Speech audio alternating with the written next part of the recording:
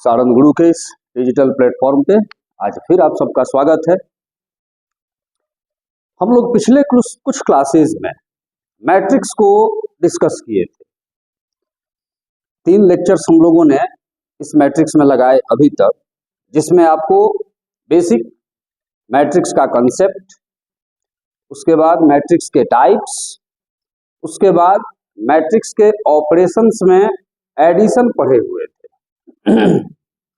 अब हम लोगों को मैट्रिक्स के ऑपरेशन में ही एडिशन के बाद डिफरेंस मीन्स सब्ट्रैक्शन, मल्टीप्लिकेशन, इन 2 चीजों को देखना है। एक बार फिर से अगर रिकॉल करें तो लास्ट क्लास में आपको मैट्रिक्स के ऑपरेशन के बारे में बताया गया है कि यह 3-4 तरह के इन ऑपरेशंस को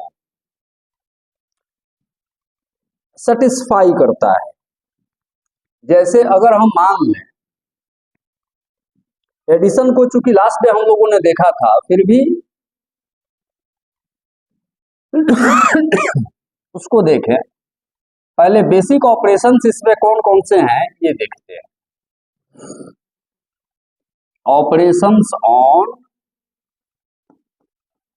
मैट्रिसेस, इसमें पहला ऑपरेशन होता है एडिशन का। Addition of matrices. दूसरा होगा डिफरेंस, जिसको सब्ट्रैक्शन हम कहेंगे। तीसरा मल्टीप्लिकेशन।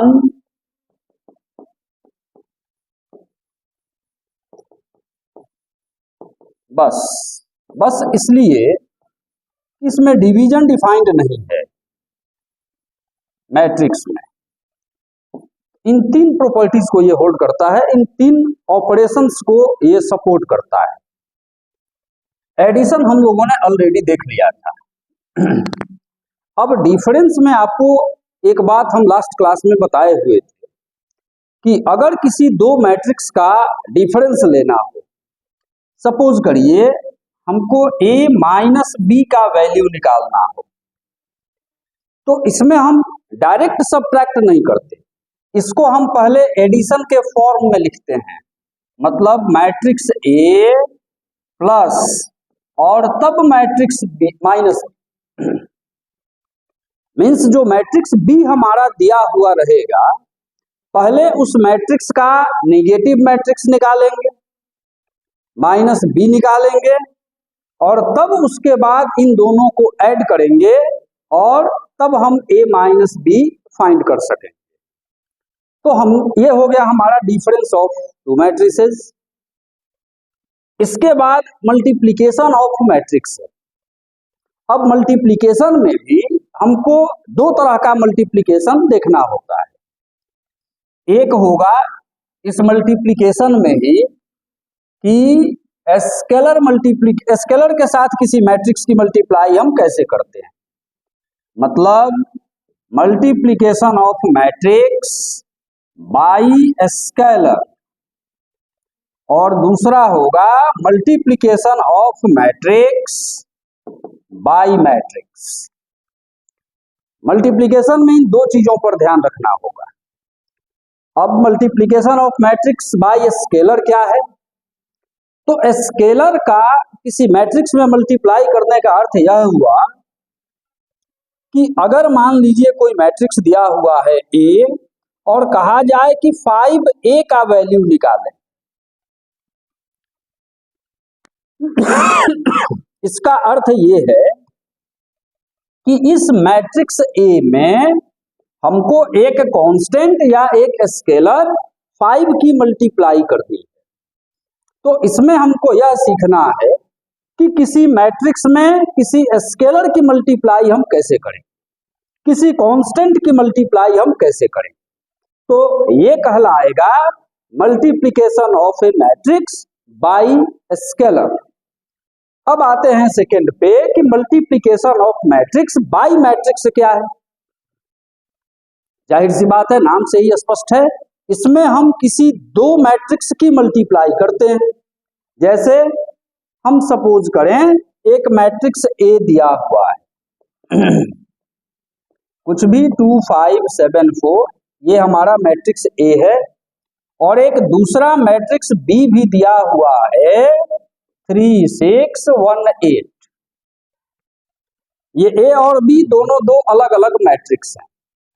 तो जब हम इन दोनों मैट्रिक्स की मल्टीप्लाई करते हैं, मतलब ए इंटू बी जब निकालते हैं, तो ये कहलाता है multiplication of a matrix bye A matrix.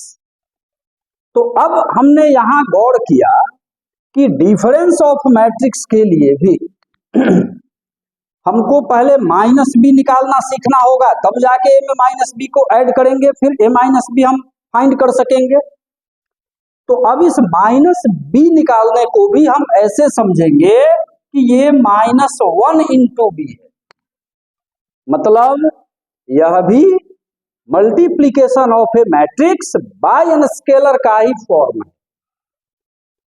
तो पहले हम यह सीख लें multiplication of matrix by scalar, तब हम माइनस बी फाइंड कर सकें।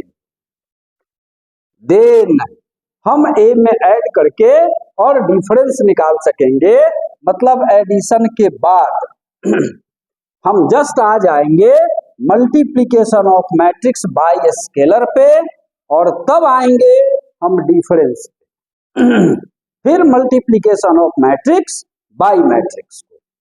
तो अब हम देखते हैं multiplication of matrix by scalar. इसके लिए हम करेंगे, मान लीजिए हमने ले लिया multiplication of matrix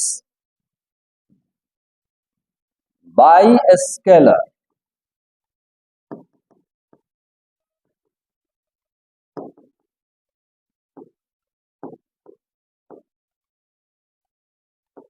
of a matrix by scalar.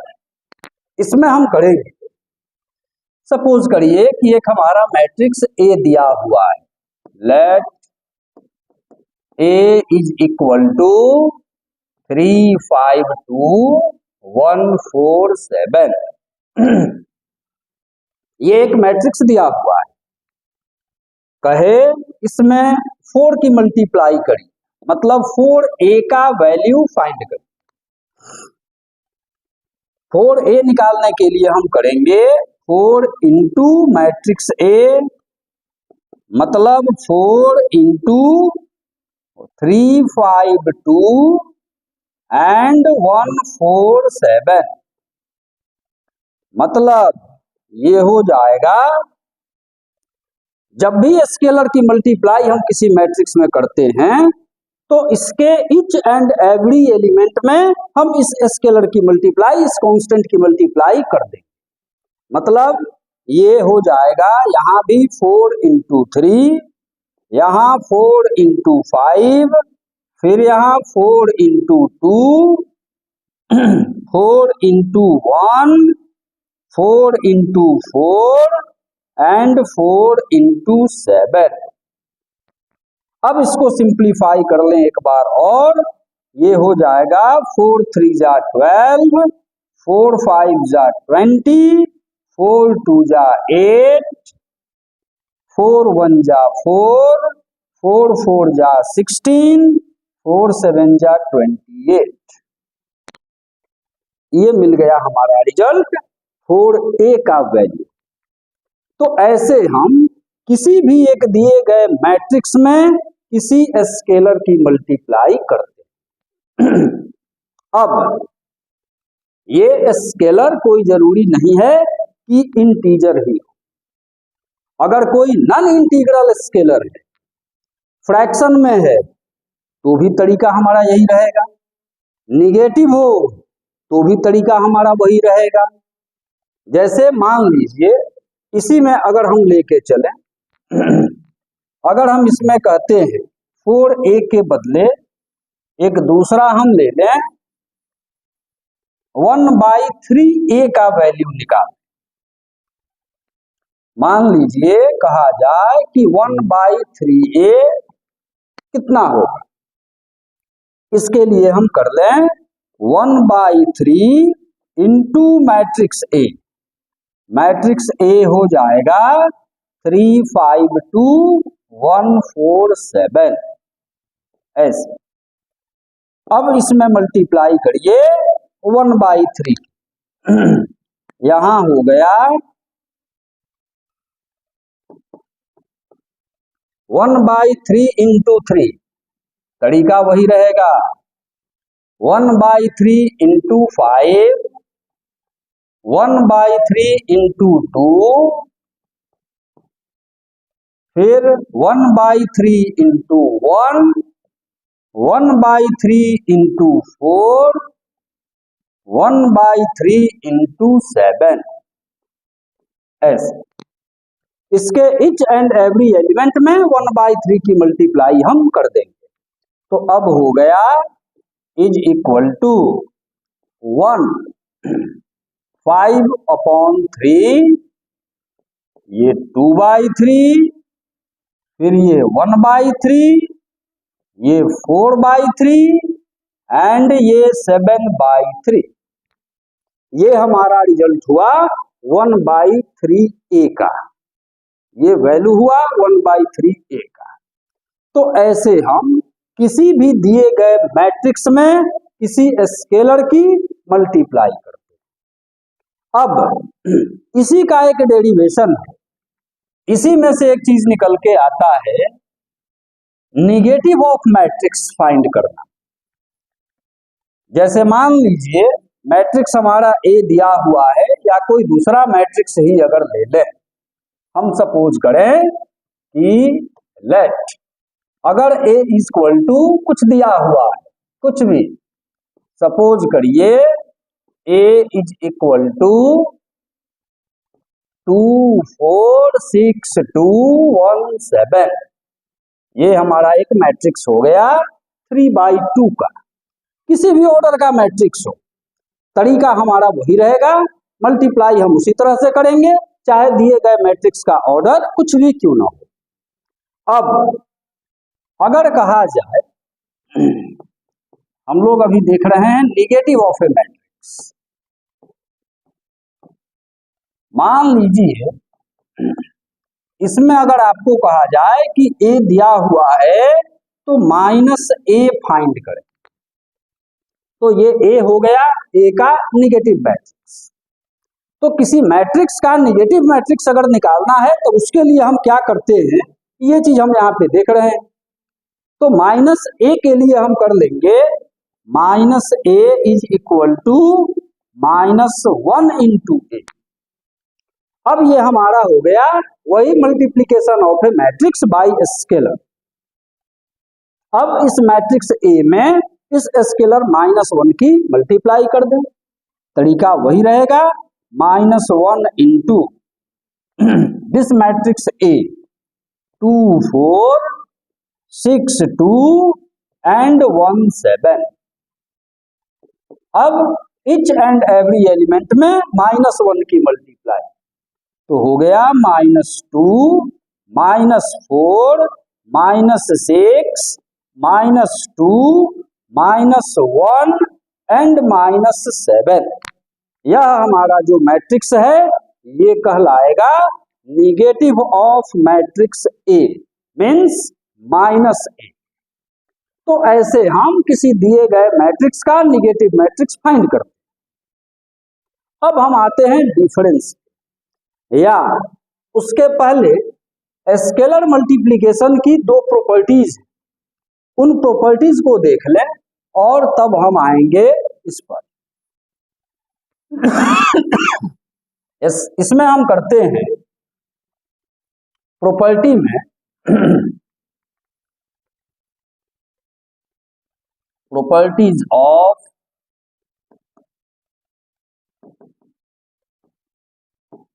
Scalar multiplication of matrix. इसका मतलब ये हुआ कि किन किन रूल्स का ये पालन करता है मैट्रिक्स मल्टीप्लिकेशन। प्रॉपर्टी का बेसिक मतलब ये। तो यहां हम कर ले, लेट, पहली प्रॉपर्टी ये है कि let A and B be two matrices and K be any scalar,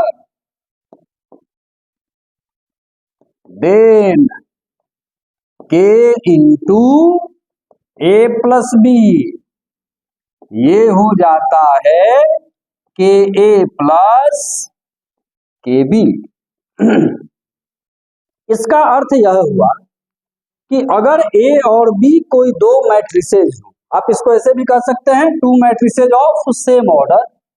same order इसलिए कि यहां पर हम मैट्रिक्स को ऐड कर रहे हैं और एडिशन की यह बेसिक प्रॉपर्टी है, बेसिक क्राइटेरिया है एडिशन के लिए कि किसी दो मैट्रिक्स का सम तभी एग्जिस्ट करेगा जब दोनों का ऑर्डर सेम हो। तो ये ना कहें तो भी अंडरस्टूड है कि सेम ऑर्डर का होना चाहिए, फिर भी उसको लिख दें कि अगर ए और बी कोई दो मैट्रिक्स हो सेम ऑर्डर का और के कोई भी स्केलर हो, then K into A plus B के ए प्लस के बी के बराबर होता है। आपको ध्यान होगा क्लास 9 में इसको हम डिस्ट्रीब्यूटिव लॉ कहते थे। डिस्ट्रीब्यूटिव में भी ये लेफ्ट डिस्ट्रीब्यूटिव होता था, तो वही डिस्ट्रीब्यूटिव लॉ है ये। तो के हमारा स्केलर है और ए और बी दोनों मैट्रिक्स है, तो दोनों मैट्रिसेज में के की अलग अलग मल्टीप्लाई करके और तब उनको ऐड कर दें, दोनों का वैल्यू हमेशा सेम होता है। ये हो गई स्केलर मल्टीप्लिकेशन की पहली प्रॉपर्टी। अब इसकी दूसरी प्रॉपर्टी है कि अगर let A B any matrix and K and L be two scalars, मतलब यहां मैट्रिक्स एक हो गया, स्केलर दो हो गए, देन के प्लस एल इंटू ए अगर करना हो तो के into A plus L into ए के बराबर हो जाता है इसका वैल्यू।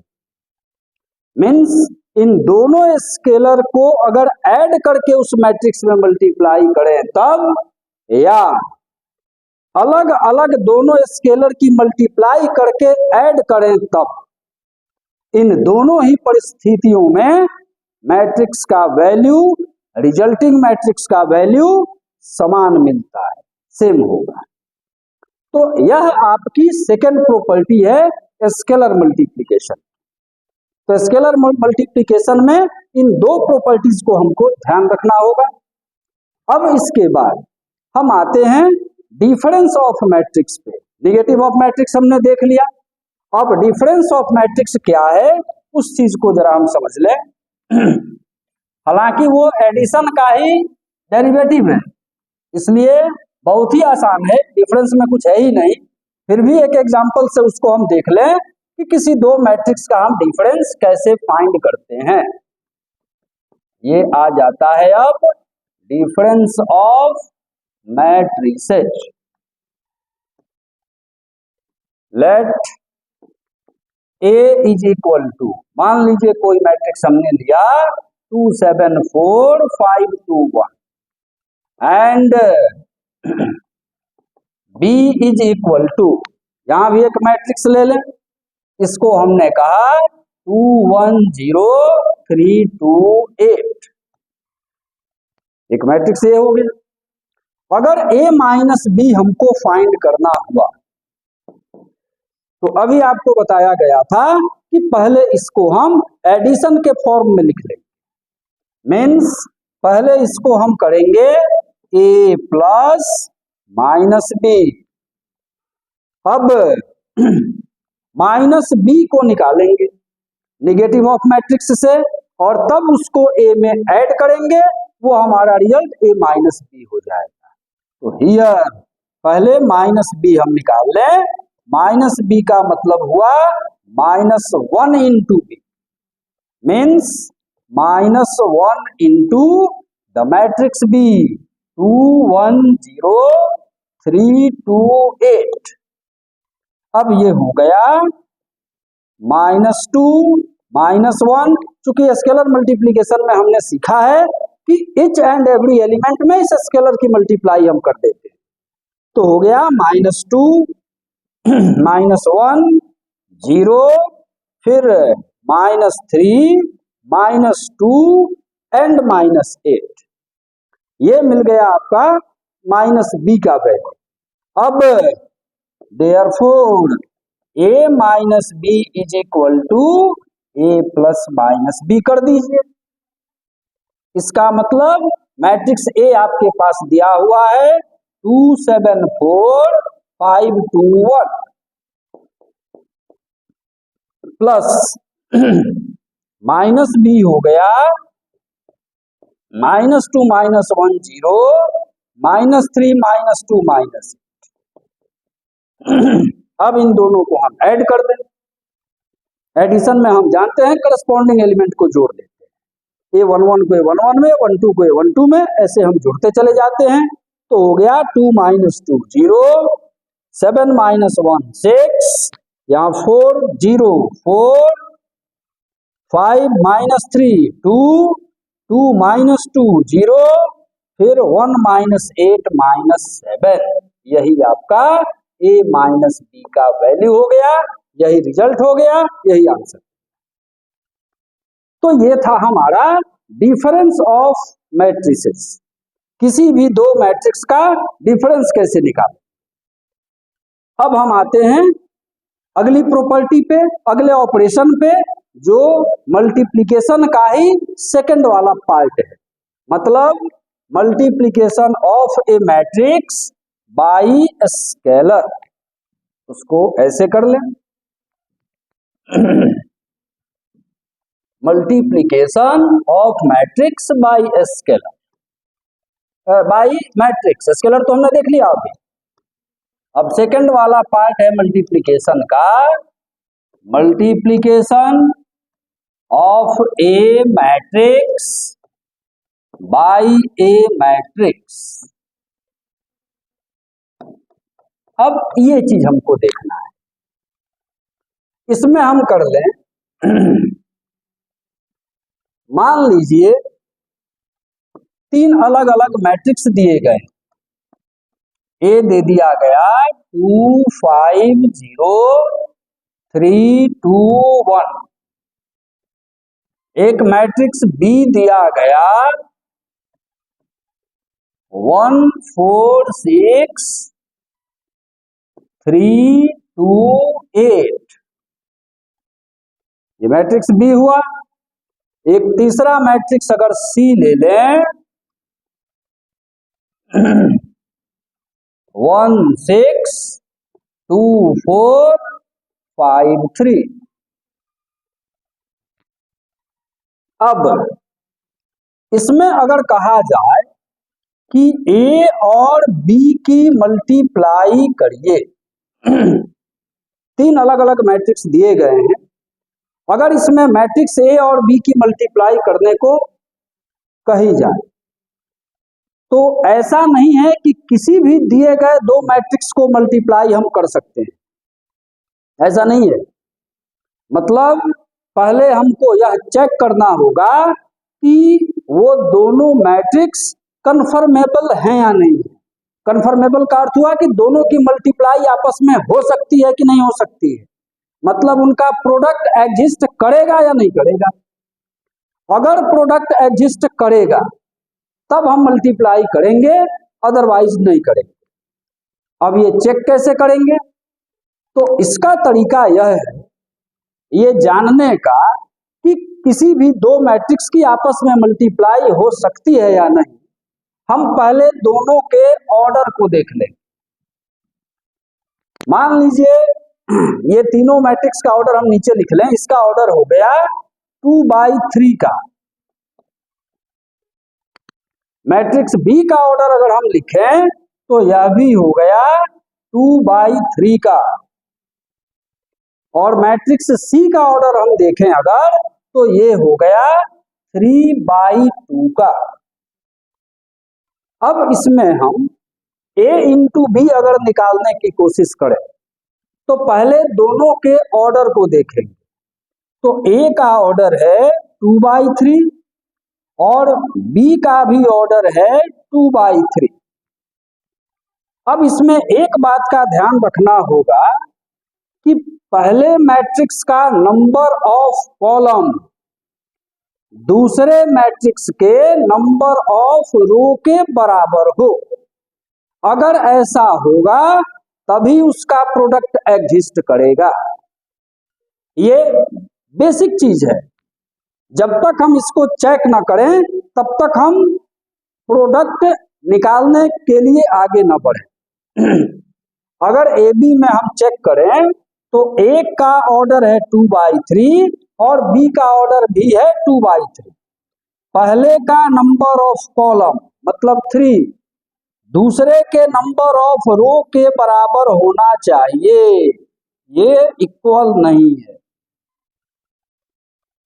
इसका मतलब यहां पर हमारा ए बी एग्जिस्ट नहीं करेगा, मतलब मैट्रिक्स ए और बी की मल्टीप्लाई नहीं हो सकेगी। क्लियर है? अब हम देखें किसकी हो सकेगी।